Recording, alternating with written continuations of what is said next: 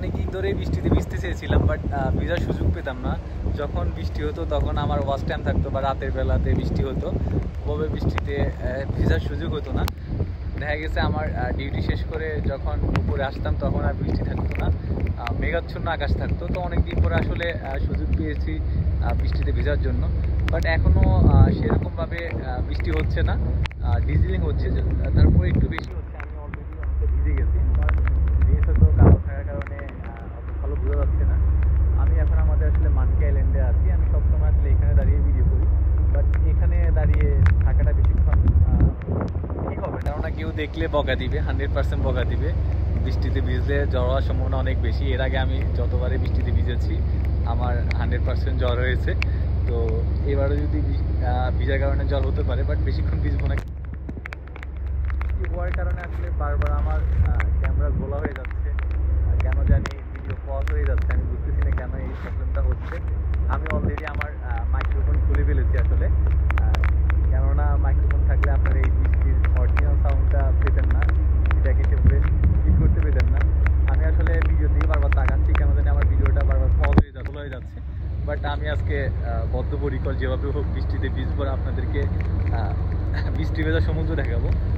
এই যে দেখেন বৃষ্টি হচ্ছে, আমার ক্যামেরা অবস্থা আছে খুবই বাজে অবস্থা। ক্যামেরা না, আমার ফোনে ভিডিও করতেছি, আমি জানি না ফুটেজ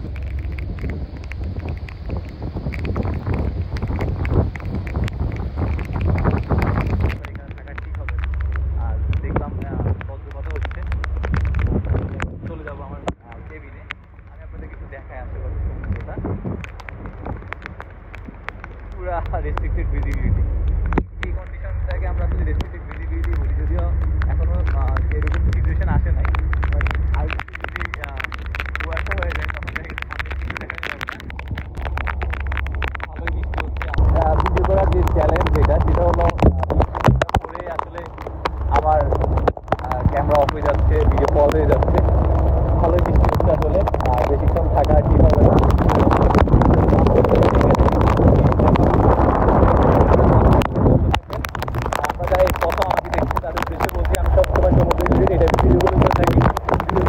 ভালো লাগে তাহলে চ্যানেলটা মনে রাখবেন।